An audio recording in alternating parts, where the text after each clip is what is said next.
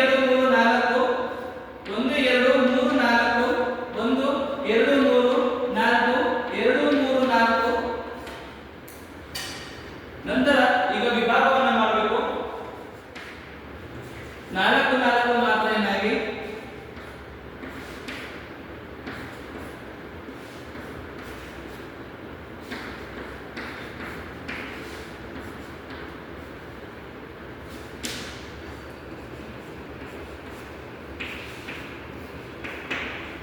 ನೋಡಿ ಮಕ್ಕಳ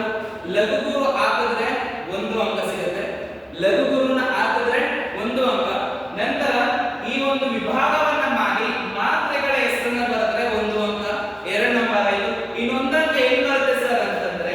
ಇದು ಯಾವ ಛಂದಸ್ಸಿಗೆ ಉದಾಹರಣೆ ಅಂತಕ್ಕಂಥದ್ದನ್ನ ಬರೆದ್ರೆ 1 ಅಂಕ ಸಿಗುತ್ತೆ ಇದು ನಿಮ್ಗೆಲ್ಲರಿಗೂ ಯಾವುದು ವೆರಿ ಗುಡ್ ಯಾವುದು ಗಂಧ ಪದ್ಯ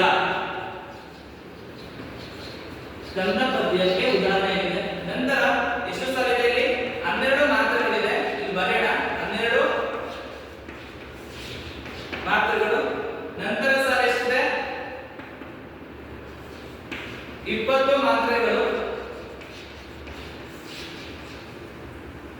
ಇಲ್ಲೂ 12 ಮಾತ್ರೆಗಳು,